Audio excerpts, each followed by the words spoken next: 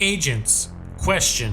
Which is a better SMG, the Dark Winter or the Chameleon? If that question is confusing to you, it's possible you're not using the Chameleon to its full potential. Hang with me as I walk you through several build iterations. In the end, you'll have 4 build templates that progressively make better use of the Chameleon's offensive talents.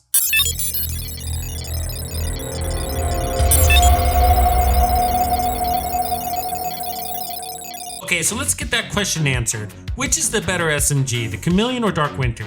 Labels aside at the moment, comparing the two weapons and talents, the Dark Winter has a higher rate of fire, a smaller mag, a little better handling, and 36% crit chance on the weapon itself. And it comes with the talent Perfect Killer, which gives us 50% crit damage on kill for 10 seconds. The Chameleon, on the other hand, is built on the same Vector SMG platform. It has a 900 RPM, a 50 round mag, improved damage drop off for a bit of range. It provides 44.5% crit chance from the weapon when the talent kicks in, plus 50% crit damage, 90% weapon damage, and 150% reload speed, all for 45 seconds without requiring a kill. Wow, I don't know about you, but the Chameleon sounds like a better SMG to me. Okay, why would the developers provide us an exotic assault rifle but use the Vector SMG as its platform? It can't be the RPM, right? The Police M4 and FAMAS sit around the same at 900 RPM, give or take, and both have better damage drop-off and handling. And I think it's because they want to promote hybridization. How do I mean? Well, one of the annoying things about ARs is that they don't come with a high amount of base crit chance on the weapon itself. So to get the most out of your ARs with crit damage, you need to run a bunch of crit chance attributes on your build. Usually, you're adding at least 36% crit chance onto your build, plus 10% from your watch, and the rest comes from whatever the AR is hosting on the weapon itself. The Chameleon gives you 24.5% crit chance for mods and attributes on the weapon itself. Then another 20% from the talent for almost 45% total crit chance from the weapon. Then your watch gives you another 10%, so you have a total of 55% crit chance before whatever you have on the build. That's all you need, that's enough. By not having to add crit chance on your build, you're freeing up a ton of space. This opens up a lot of possibilities on what you can do with your build. Okay, before we get too far ahead of ourselves, let's take a quick look at the loadout I'm using. This is arguably the hardest hitting Chameleon build in the game. So I'm using the exotic Coyote's mask, and that's because we're going to try to stay within 15 meters of the enemy at all times. And if we do that, we're going to get 25% critical hit damage bonus. Again, I don't need to put crit chance on anything because the Chameleon gives us all the crit chance that we need. So I put a crit damage mod on this, and I'm going to be doing that on all the pieces in the build. The chest piece is Fenris for 10% assault rifle damage. It's got weapon damage, headshot damage, crit damage, and I went with Obliterate for the talent for 25% more weapon damage. The backpack is Grupo Subra, and we have 39% total crit damage just on this backpack. And I have headshot damage there, and for the talent, I went with Vigilance for 25% more weapon damage. I have the Contractor's Gloves for that 8% damage to armor, and I rolled crit damage on it. I'm wearing Fox's Prayer knee pads for that 8% damage to target out of cover, and I rolled more crit damage on it. The holster is improvised, which is pretty unique. It's got weapon damage, crit damage, headshot damage, and more crit damage. We won't be going over skills too much, but I'm running the Fixer Drone and the Banshee Pulse. And you have to run the Gunner specialization because you use a ton of ammo and you need that ammo regeneration. And because we're running and gunning, you also need that 10% armor on kill. Okay, here's our stats before the Coyote's mask and adaptive instincts from the Chameleon. So once those bonuses kick in, we'll be at max crit chance and 250% crit damage. There's not much to look at on the defensive side. Okay, there's no doubt this build is shred. Let's think about the talent adaptive instincts. It provides 50% crit damage when you stack up to 30 headshots, right? That's a big damage boost. Just ask the Dark Winter lovers. And 75 body shots gives you 90% weapon damage. This happens to be the exact percentage of weapon damage a 6-tier red core build gives you. 6 times 15% is 90%, right? When you think about adaptive instincts this way, you might also conclude that the Chameleon gives you all the weapon damage a build could possibly need. The Chameleon might be suggesting that you run something else on your build to give yourself some more survivability. And the the last part of Adaptive Instincts gives us lightning reload speed, which isn't that vital for in-cover weapon loadouts, but for run and gun builds, that's extremely vital. That could be the difference between life and death when standing in front of a mark.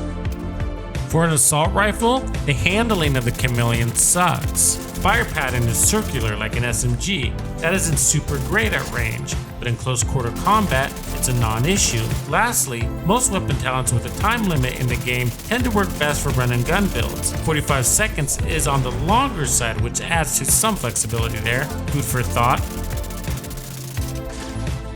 A couple of things worth mentioning about the loadout. As long as I get the jump on the enemy, then I'm making the use of all my talents as far as Obliterate and Vigilance goes. But if you notice, Obliterate isn't maxed out for the majority of the gameplay that you're watching. From time to time it is, but for the most part it's not. So we have some wasted talent there. And the same thing for Adaptive Instincts. It takes a very long time to get the stacks it needs to kick in, and I hardly have more than one perk kicking in at the same time. This is mostly because the enemies are dying too fast. I don't get enough bullets out on them. Same thing for Obliterate. So with this setup, the build is too strong for the weapon. So basically, we're not getting much benefit out of the Chameleon at all. Yes, Obliterate and Adaptive Instincts kicks in from time to time, but in a perfect scenario, we'd have Adaptive Instincts and Obliterate kicking in most of the time.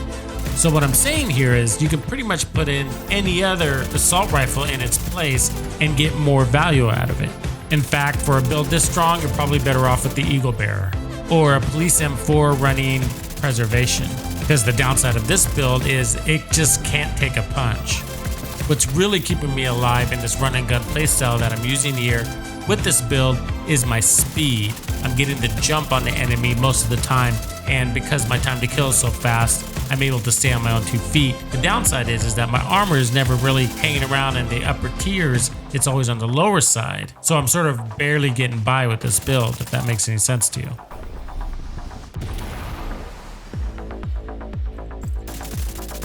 And that's the perfect segue. Let's take a look at our next build variant. Structure-wise, this is the same build as we were just running, but what I'm doing here is changing the talents on the chest and the backpack. So instead of Obliterate, we're going to run Intimidate. This gives us 35% amplified weapon damage, and because it doesn't need to stack, we'll actually use this talent to its full potential. Since it requires bonus armor, we're using Adrenaline Rush on our backpack. This is going to add to our survivability, which we were lacking in our last build. Otherwise, on the gloves, knees, and holster, I added armor instead of weapon damage. More armor means more bonus armor from Adrenaline Rush. It also means more armor on kill from that 10% armor on kill from Gunner Specialization. As you can see from the stats, our crit chance and crit damage are about the same, a little bit less headshot damage, and we have more armor and of course more armor on kill. So obviously we took off some weapon cores, but we're not going to miss those. Instead, we're going to get that weapon damage benefit that we were expecting to get from the Chameleon, but we weren't because the build was overpowered. So now we're going to have survivability and make better use of those weapon damage boosts coming from Adaptive Instincts. Okay, this build feels amazing. It's a combination of some of the best talents in the game. Intimidate hits hard, it's immediate. All you have to do is be in range and maintain that bonus armor if you can. And also, and that 75% crit hit damage bonus we're getting from Adaptive Instincts, as well as the Coyote's Mask, I mean, that's just huge, right? 250% crit damage. We are not complaining about that. And if you're noticing throughout the gameplay, 2 of the Adaptive Instincts icons are activated more often than compared to the last build. Warning, your division affiliation has been disavowed. You are now marked as rogue. To anybody out there listening, this is a call to action. Share this video, or if you're a writer, graphic designer, project manager, video editor, knowledgeable in game lore, or So just a girl standing in front of a boy, asking him to love her. Join us on my Discord as we gear up for the 2nd season of the Division 2 Netflix-style build miniseries. A story about a time of crisis, a pandemic, where the lines between being a hero and villain are blurred.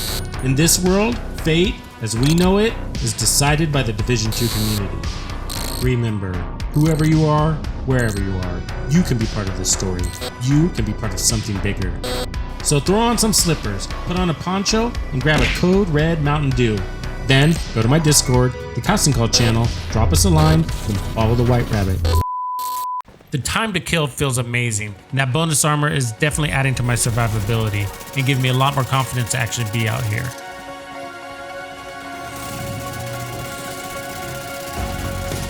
This build feels actually really good, feels in balance, feels like I'm running an SMG run and gun build, and that's exactly what we're going for, so we're on the right track. One thing that I don't like about the Intimidate Adrenaline Rush combo is that there's so many times where the enemy's at like 11 meters out, right? Beyond that 10 meter mark. So when I'm shooting the enemy on approach, I'm just not getting the maximum damage potential that I could be. And that's sort of frustrating because I like to take down some of their armor on my way in. The other thing is it relies on that bonus armor in order to get that amplified damage. And when you're out of cover as much as I am, you're taking on damage, which means you're losing that bonus armor, which means you're not always getting Intimidate when you need it. Most of the time it's okay because of the refresh rate on an Adrenaline Rush. There's also plenty of times when an enemy's hitting you from beyond 15 meters and you're not getting Adrenaline Rush or Intimidate to kick in. That makes you pretty vulnerable.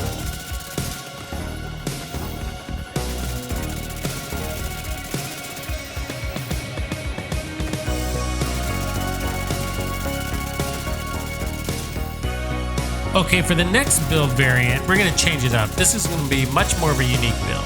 It's really going to make the most out of the Adaptive Instincts talent on the Chameleon. So again, we're going to roll as much crit damage on this build as possible. But for the chest talent, I'm going to run Spotter, which amplifies total weapon damage by 15% to pulsed enemies. So to make sure we're always getting that amplified weapon damage, I'm running the Night Watcher mask, which gives us 5% total armor, and it has 100% scanner pulse haste on it. It's also giving us 24% crit damage. Now I'm running the exotic Memento backpack. And because we're running and gunning, we're really going to make use of those short-term buffs, that weapon damage boost, as well as that bonus armor. On top of that, once we get full stacks, we're going to have 30% additional weapon damage coming from this backpack, 30% skill repair, as well as 3% armor regen. The gloves, knees, and the holster are all going to be striker, and they're all going to look the same. They're going to have armor and crit damage rolled on them. This is going to give us 15% weapon handling, as well as 15% rate of fire.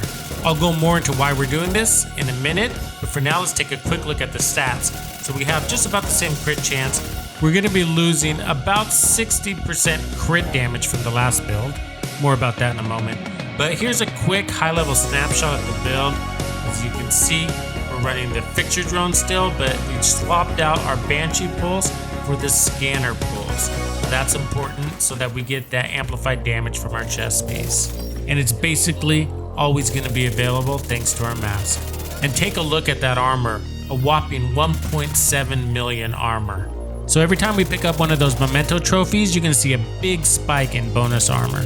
And this is a nice little hybrid build, folks. So let me tell you what's going on here. So we lost a lot of crit damage as compared to our last two builds, as well as we're down amplified damage compared to when we were running Intimidate. But how it plays doesn't seem like we've lost anything at all. It feels like my time to kill is equal or maybe even faster than the last build or two that we were running. Maybe, maybe not. The point is it's hard to tell, and this build has 1.7 million armor, a ton more survivability than the last two builds we had. Okay, but here's the important part. So because we're running Spotter and the Night Watch mask, we always have our scanner pulse up, which means we're always getting that 15% amplified weapon damage, whether we have bonus armor or not. And thanks to Memento, every time we grab one of those trophies, we're getting 50% bonus armor. That's almost 900,000 bonus armor. And because we're running 3-piece striker, we have that weapon handling, which means in theory we're landing more of our shots. And because our rate of fire went up by 15%, that also means that we're reaching our thresholds for adaptive instincts faster and more often. So we really don't care about RPM because the weapon is already fast. That's not what we're after. What we're after is getting those 75 body shots or those 30 headshots faster, which means we get the bonus damage faster. That aside, the real win here is that Night Watcher's mask with the scanner pulse and spotter. Knowing where your enemy is and how many they are is really handy. It's like having Superman eyes. You can basically see through walls.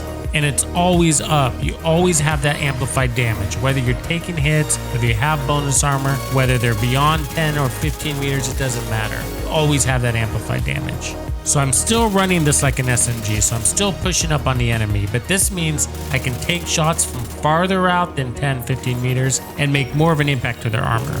But one thing that you might have noticed, besides that my adaptive instincts are kicking in more often, is that my armor is on the upside, or you notice that my bonus armor seems to be sticking around longer than those previous builds because it's so hefty. It's a big amount and the enemy has to chew through that. And what ends up happening is I kill them before they do and I get that bonus armor all over again. Yeah, this is a really good build, and the best part about it is it's really easy to assemble. Everything from the Chameleon, which is an easy weapon to get, as well as the mask, which you can either farm Gila Guard or just masks and targeted loot. Agents, I'm inviting you to join me and other agents just like you as we level up in our Division 2 gameplay. Jump in the conversation and meet new runmates on my Discord, Twitter, and more.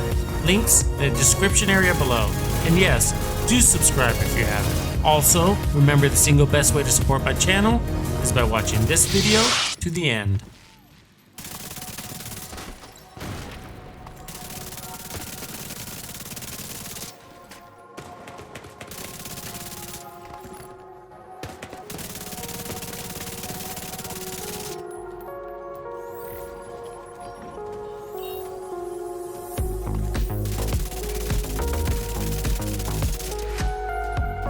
Okay, for build variant 4, this is where we've gone off the deep end.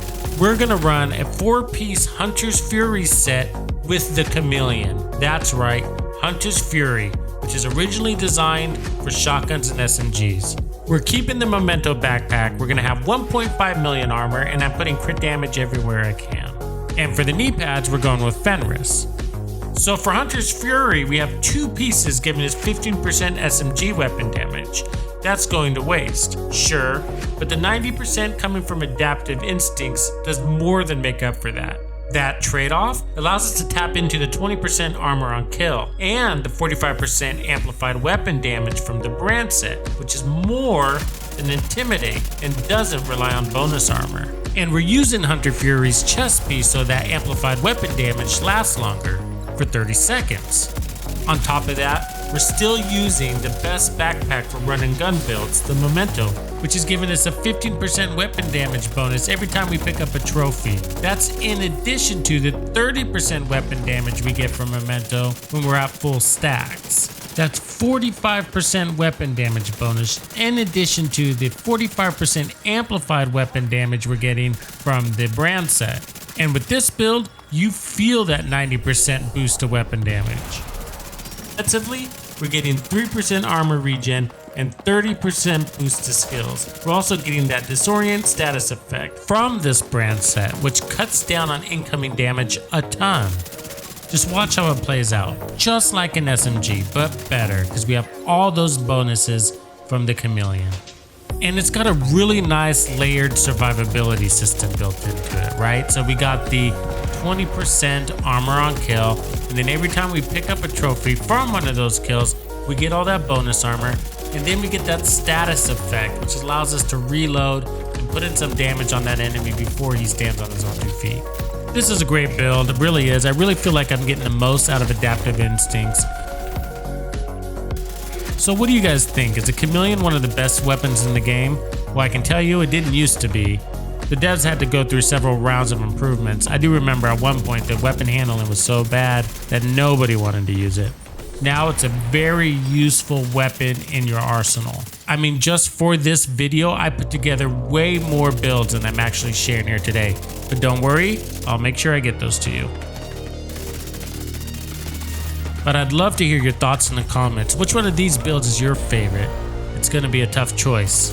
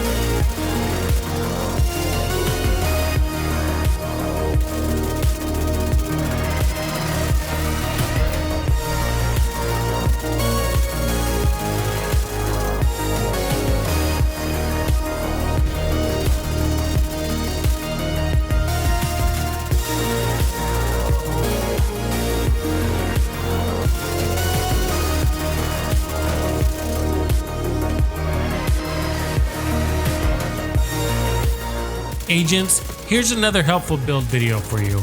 And also, if you haven't seen my Division 2 Netflix style build miniseries, then oh boy, you're really missing out. Season 2 is just around the corner. Let the binge watching begin. Tux out.